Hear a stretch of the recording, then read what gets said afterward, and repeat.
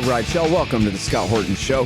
I'm the director of the Libertarian Institute, editorial director of antiwar.com, author of the book Fool's Errand, Time to End the War in Afghanistan, and the brand new Enough Already, Time to End the War on Terrorism.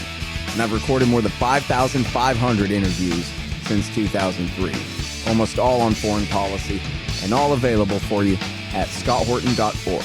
You can sign up for the podcast feed there, and the full interview archive is also available at youtube.com/Scott Horton Show. All right, you guys, introducing Nasser Arrabyee, reporter from Sana'a, Yemen. Used to write for the New York Times back when they were interested in what he had to say, but all that changed when America switched sides in the war 6.5 years ago, and we've been talking to him ever since. Welcome back to the show. How you doing, Nasser? Oh, thank you very much, Scott. Thank you for having me on. Yeah, happy to have you here. It's Yemen-now.com is the news site there, Yemen Alan. So there's big news. I've been trying to keep up with everything at antiwar.com. Jason and Dave both do a really good job of keeping up with everything. Obviously, the most important topic to begin with here is the battle for Marib, this major city east of Sana'a, which has been in the hands of the former government of Yemen for, I guess, most of the last 6 years here in their alliance with al-Islah. But now my understanding is that the Houthis have driven them out and have taken over the town of Marib. But there's still bitter fighting going on and airstrikes, and also a looming, if not already happening, extra humanitarian crisis from all the people being driven out of there, all the civilians being driven out of there by the fighting. So please do tell, sir. Thank you very much. Well, what's really happening in Marib is the last ditch, the last minute attempt to cling to this city, or the Saudi-backed government or the Saudi-backed militants, and are trying to stick in this city because it has a kind of symbolism, because it's it's the last stronghold for this government, the so-called internationally recognized government. So they are trying to stay, but I think what's going to happen is they will fail, whatever they do, because all the indications tell us that they will, or the city, the only city of Marib, will also fall in the hands of Houthi, because they have only the city itself, but it is surrounded from all directions. They have only one way, that is the eastern, in the direction of the east, into Saudi Arabia and into Hadramaut, the far east of the country. So now what they are betting on, they are betting on a few statements from here and there, from US, from UN, from EU, which call Houthi to stop attacking Marib and to stop entering Marib. But they will not be able to do anything. Houthis are advancing, and they are making advances every day. And I think what they want to do, what Houthis want to do now, is only to secure itself, as I told you last time, to secure themselves for what is beyond. Because Marib is in a huge desert. It's of course oil rich, and it's gas rich, and it's important, a strategic one. So Houthis now are focusing on the neighboring province of Shabwa, which is also oil rich and gas rich, and they, until now, they have captured 3 districts, that is Bayhan, Ain, and Harib. Yes, Harib.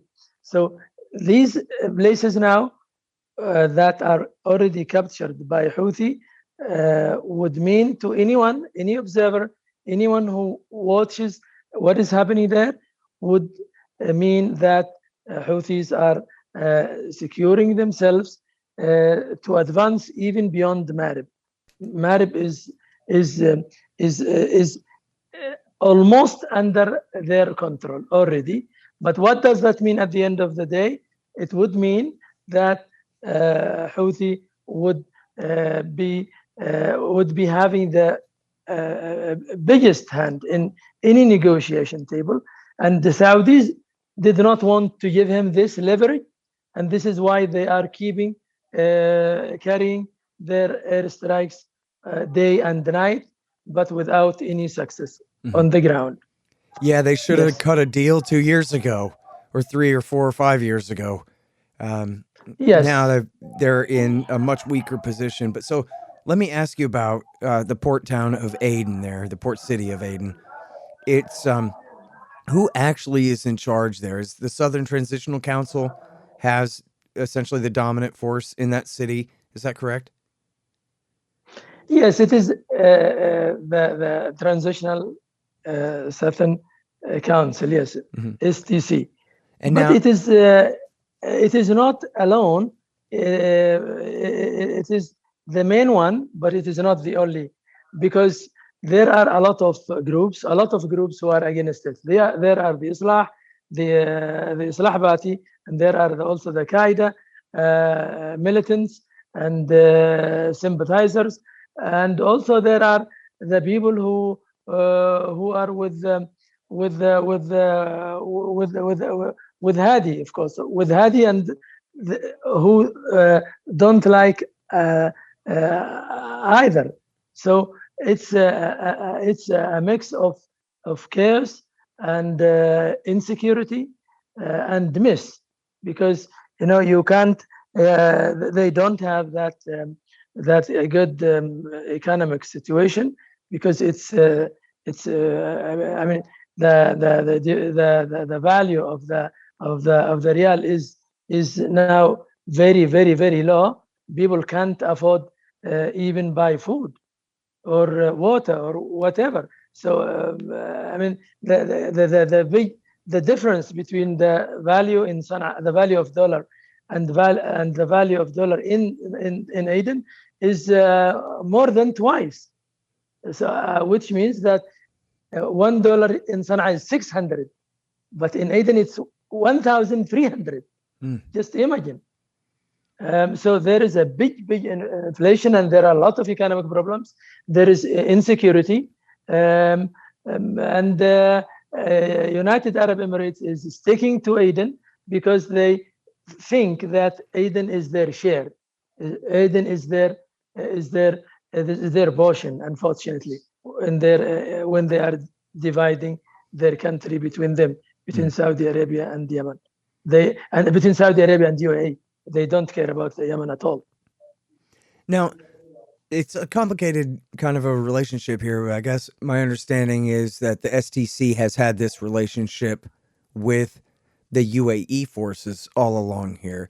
But where do the Houthi so-called government, I guess the government in exile there of Houthi, and the Saudis fit into that? They also have a relationship with STC? This is good. This is a good question. It will make it clear. Hadi's government, or the so-called government, is now it is not in Aden now anymore, because they came to Aden 2 weeks ago, and there were a lot of bombings and a lot of clashes, and they were forced to go back to Saudi Arabia. Very few ministers, 2 or 3, are still there. They are hiding. They can't work in public. They can't work in open. They can't do anything. So it's what government is this? What can they do? They don't know what people need. They don't do anything to the people. So it's because the STC is not willing to have them there, because they call them like Islamists or like Islah or Northerners, or they have a lot of labels. So they can't stay in Aden for 1 month continuously. They can stay. They can stay. They can stay at all. But when Mohammed bin Salman wants to say, "I am here," he just forces them to go back to Aden, and when they come, they are being attacked, or bombings is happening there, or assassination is there, or violence is there, or so they are not safe to stay in Aden. They are not safe for themselves, let alone to do something for the people. So there is no government in Aden. There is no Saudi government in Aden. There is some forces, Saudi forces, yes, in a very small place called the Ma'ashiq Presidential Palace, which is surrounded by their soldiers, but they are not also spared from the attacks. Sometimes they receive attacks to this place, which is the most fortified place. So what government is this? Now, Nasser, a few months ago, I was talking with a human rights activist type who was really fearful about what was going to happen with the sacking of Marib, because he said there were so many people, I think he said 3 million people or something, were essentially, refugees hiding out in Marib or nearby, and how they were all going to be forced into the desert, that there was not many other places for them to flee when the fighting really came to Marib. So now here we are, 3, 4, 5 months later. I wonder what happened to all those people. This is not accurate. This is not accurate. I'll let you why. Because they keep talking about the refugees. They are talking about the IDPs, rather. I should say IDPs, not refugees, because they use them as human shields. So these IDPs are people who came to Marib from Sana'a, for example, from Saada, from Amran, from the places under the control of Houthi. But they would not go to the desert, as they say. No. Many of them now already, when they feel that the city is already sieged and blockaded from all directions, and clashes are there, and their life is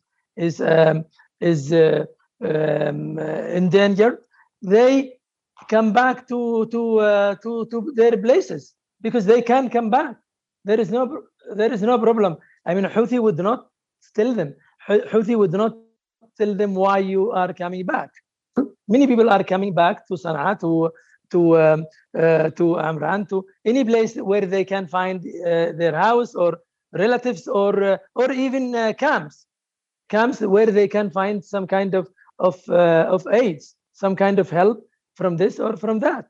So it's not that big problem at all. And the number is very exaggerated. It is not 3 million. It's about, all in all, from the very beginning, it's about million. This is my estimation, about million. And this is big, of course. It is not. I'm not saying it is a small number, of course. But the people who talk about them, especially the Saudis and the people who receive money and aids from Saudis, are not. They don't care about the life of these people. They just say, no, Houthi should stop attacking Marib. Houthi should leave Marib for us, because there will be a humanitarian crisis. Already, Yemen is already a humanitarian crisis. The whole country. I mean, millions and millions of people are in almost in poverty, in famine, and so why only Marib now? So if they are sincere about, if they care sincerely about Marib, they should talk about the whole country. The whole country is being attacked, being bombed, being starved all the time. So why now they focus only on Marib? I am now criticizing this kind of bias. Why only Marib? I am. Well, and I got to mean, say, Nasser, in this case, the guy that I'm speaking of that I talked to here has been really good on all sides of this, and for a very long time, and I think is part of the movement that wants to end the blockade first and foremost, whether there's any talks going on or not. That the blockade must be ended, which is probably the highest importance out of all the other issues at play here, right? Yes, I'm now talking about United States and I got it. I UAE, understand Saudi what you're saying. Arabia. I just want because I was the one who brought him up. I just want to make sure that. But I understand what you're saying about the Saudis and their crocodile tears. Yes, exactly. Yes. Yeah. Now, okay. Yes. So let's continue on the humanitarian crisis here for a minute. So, I brought up the movement here by some peace groups in the U.S. trying to just focus on stopping the blockade. Is it still the case that at the port of Hodeidah that commercial shipping is essentially stopped, or how much trade is actually going on there now, and then for that matter the Sana'a airport as well? See, the blockade is the weapon of Saudi Arabia. Believe me, Scott, the blockade on the economic blockade is the only weapon in the hands of Saudi Arabia. They can't do anything except this. They can't do anything. The airstrikes don't work. They just don't work at all. But they have the blockade. They have the starvation. They have this economic things. Yes, they have it. So they allow some kind of commercial or some commercial ships or aid ships whenever they want, because they don't want people to die, but they don't want them to live. So Saudi Arabia is like this. They don't want Yemenis to die, but they don't want them to live. They want them to submit. They want them to yield, they want to subjugate them. They want to, this is to bring them to their knees. This is what you think, what you feel Saudi Arabia is doing. Yeah, so I can't tell you now it's closed. I can't tell you it's open. But they are use it as a weapon in their war. This is a fact. This is a fact. And I think the only thing that can happen to help anyone who wants to help Yemen, whether US, UN, EU, or whatever, the only thing that can help end this war is to change the UN resolution 2016 or 2216, because it's a war. It's a resolution of war, and it is the thing that helps Saudi Arabia to do whatever they want, or to allow Saudi Arabia to do whatever they want. So anything now, any attempts from any side, from any country, from any place, would fail. Why? Because they are based on this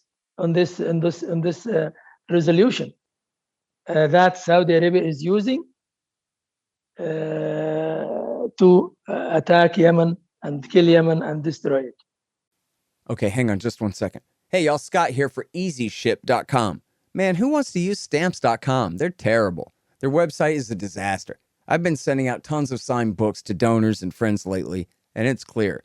The only real alternative to standing in line for the 1990s technology at the post office is EasyShip.com. Preparing and printing labels with EasyShip.com is as easy as can be, and they are cheaper and better than Stamps.com. You can even send 100 free packages per month. Start out at scotthorton.org/EasyShip. Hey, look here, y'all. You know I'm for the non-aggression principle and all, but you know who it's okay to kill? That's right, flies. They don't have rights. Fly season is here again, and that's why you need the Bug Assault 3.0 Salt Shotgun for killing flies with. Make sure you get the 3.0 now. It's got that bar safety on it so you can shoot as fast as you can rack it. The bug assault makes killing flies easy and fun. And don't worry about the mess. Your wife will clean it up. Get the bug assault today. Just click the Amazon link in the right-hand margin at scotthorton.org. In fact, you can do all of your Amazon shopping through that link, and the show will get a kickback from Amazon's end of the sale. Happy hunting. Hey y'all, Scott here for Lorenzotti Coffee. It's great stuff. It's actually how I'm conscious and recording this spot right now. You probably also like and need coffee. Well, Lorenzotti.coffee's got a great dark roast and these really cool grinders so you can brew it as fresh as possible. Here real soon, they're also going to have a nice medium roast and other options available. Check them out at Lorenzotti.coffee and use promo code scotthorton.org to save 10%. They ship fast and it tastes great. Support good anti-government stimulant suppliers. Go to Lorenzotti.coffee today. So, can you talk about the economy now and the level of famine, starvation in the country? It's been 6.5 years of this. It's about 7 years now, and it's very weak. It's everybody knows that it is the worst humanitarian crisis in the world. But what people don't know is what does that mean? A lot of people don't know what does that mean to us. What does that mean to people? Because it's just if you are not there, if you don't see, it's different. So it means a lot. It means that Saudi Arabia wants to make a reality by doing so, by doing this, by stabbing people, by blockading the country, and by destroying it. But what kind of people, what kind of country, what kind of government, you don't know. Because, Mohammed bin Salman is focusing on his ambitions and his projects and his plans without caring about Yemen at all. And this is the thing that would make things worse and would also make Saudi Arabia not succeed in what they want to do, of course, because 30 million people would not watch themselves being killed and stabbed without doing anything to Saudi Arabia, because they can't. They don't. I hope you have seen the people last week who were in the streets, talking about ending the war and stopping the war, and who are here in the northern part of Yemen, who are supporting Houthis and who are with Houthis not because they believe in what Houthi is saying or in what Houthi wants even to do, but because Saudi Arabia is killing them, because Saudi Arabia is destroying them, because Saudi Arabia is blockading and stabbing them. That's it. All right. So tell me, do you have some kind of estimated death toll? I know that ACLED data has, the last I heard from ACLED data, which seemed to be doing the best on this, they had more than 100,000 killed just in direct strikes and violence by the Saudis, not including people who've been deprived to death, died of cholera, died of famine, died of easily treatable diseases of other descriptions, and all these other things. But I wonder, what your current estimates are for, those killed actually in fighting or having their houses bombed by the Saudis, and then also from the consequences. Yes, I'll start with you, Scott, with this number that was announced only last week by UNICEF, I think, yes. They said that 10,000 children were killed and injured. Mm-hmm. And that's in direct violence. They're not, in airstrikes or shootings. Yes. Right. Yes, not malnutrition, not related disease. No. Right. It's just by airstrikes. Right? Now, this is good. 10,000 children, not women, just children, right? Mm-hmm. So if we say now, say 10 10,000 women, or maybe women are more than children. So if 20, according to UN, 20,000. Okay, 20,000 is not one is big thing, of course. So 20,000. If I say 20,000 by the UN standards, I would say my statistics or my estimation is men, women, and children are now about 300,000. 300, and I am talking. We have been talking together, Scott, all along about this, and I have my own things to estimate and to calculate these things. Now it's 300, because when UN was saying 10,000, I would tell you, I was telling you that it is 100. It is 100. No, it's 100, and I challenged the UN here, because they don't have statistics, and they are trying to appease Saudi Arabia, because Saudi Arabia is paying a lot of money to them.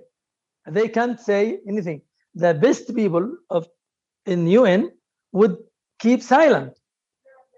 The best, the good people, the people who are not happy to see people killed, civilians being killed, children being killed, women being killed, but he or she would not say. They would keep silent. This is what is happening. This is the problem of UN. This is the problem of, unfortunately, of the people who receive their money, or their main part of money from Saudi Arabia and United Arab Emirates. This is the problem. The problem is humanitarian, and also it is a matter of conscience. It is, yes, give me money and I will keep silent. This is what we feel. Things are going. Things are happening. All right, now how's Al Qaeda in the Arabian Peninsula doing these days? They are now thriving, unfortunately. Why? Because Saudi Arabia, Marib is one of their hotbed. Marib is hotbed historically, not from now. Marib, Shabwa, and Bayda, 3 neighboring provinces in the Middle Eastern part of Yemen. Historically, from 1980s, 1990s, Qaeda are there. Safe haven, hotbed for Al Qaeda. Now, Houthi is attacking these places, and the US is saying, no. Don't attack Marib. Don't attack Shabwa. Don't attack Qaeda, Bayda. Why? Because civilians will be killed. People will be, humanitarian situation will deteriorate, and so on and so forth. So they are lying to us. No, Qaeda is thriving now because of the statements, because of the American statements, because of Ned Price. Every day now, he comes up and say, "Oh, stop! Don't kill Houthi. Don't attack Houthi. Don't enter Marib." Why? Why don't enter Marib? Marib is Qaeda. Are they okay with Qaeda? Okay, I don't want Houthi to attack any place in Yemen. Yes, but US should say something neutral. Should say, okay, end this war, end the war, not stop attacking Marib, because Saudi Arabia wants to have a place for its mercenaries and its. So this is not good. This is politics, not humanitarian things, not neutral things. No. Qaeda is thriving because of these statements from U.S. State Department, and also from Blinken himself, because they are sympathizing with Marib and with Bayda, with Shabwa, with Abian. Why? Because They want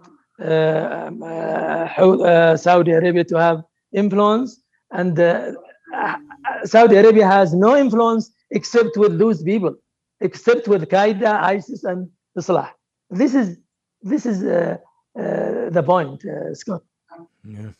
Well, listen, I mean, it sounds like with the Houthis continuing to advance and win the war, that just means that there's essentially, all the incentive is on the Saudis and, I guess the rest of their allies, the British and the French and whoever helping them, along with the Americans, to wage the war, to just double down and continue on rather than negotiate.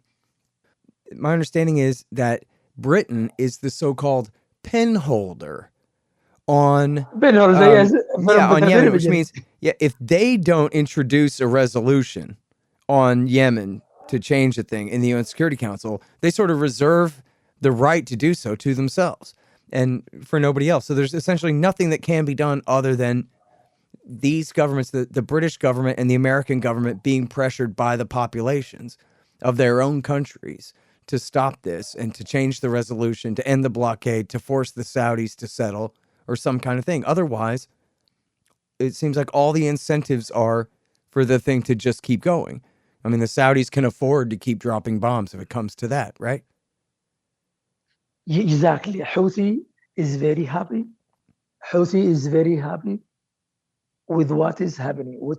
Houthi has no incentive in stopping the war. Houthi has no incentive in sitting down to the negotiation table at all. Because why would he? Why would Houthi stop? Why would Houthi go to the negotiation table? Why? Because to spare he the has the upper population, hand, if they could and get the blockade lifted and get, relations normalized and get the economy back going again. exactly, and they are. I mean, they are making advances. And Saudi Arabia is in a big problem, but so Houthi is happy because Saudi Arabia is the one that needs to solve their problems, not Houthi. Houthi now can manage how to do it. They can people can get by. People can manage now to cope with all these kind of difficulties, and Houthi is okay. So if Saudi Arabia is saying no, I have initiative, I have that kind of things, they should do it. The ball is in their court, and no, Houthi is happy. Houthi is making advances, and he would not stop. He would not stop because Houthi has the upper hand, and this is something. This is a fact. And a lot of Americans are saying there in their think tanks or in the top circles there in US, they say that Houthi has no incentives to stop. We should change our discourse. We should change our rhetoric. We should change our narrative to convince him to sit down to the. Not to tell him you should or you must or you as Saudi, like this kind of superiority, and no. Yeah, I'm watching on Twitter right now. I just saw someone showing some airstrikes in, I guess, in Sana'a. Seems like yes, and I am expecting this. And I can't hear because I'm talking with you, but I'm expecting this because Houthi is attacking. Houthi is escalating their missile and drone attacks to Riyadh, to the south, to the vital places, whether economic or political or military. So. When Saudi Arabia come to Sana'a, we understand what it means. It means that a missile or a drone is going or already gone to Saudi Arabia. Yeah. All right, listen, thank you for your time on the show again, Nasser. It's great to talk to you. Really appreciate it. I'm very sorry for the inconvenience. I'm very sorry for the inconvenience and for the technical things. But inshallah, we'll try to improve everything. Thank you very much, Scott, for all your interest in Yemen. This is good contribution from you to the Yemeni people. It's very good. All right, well, I'm happy to do it, and sorry for what my country is doing to yours, and on behalf of a lot of people, too, No, who I know politics, feel the same we way. are human beings. Politics is politics everywhere. We are human beings. That's right. No. Yep. Thank you very much. Thank you Okay. very much. Thank you, my friend. Talk soon. Yes, thank you.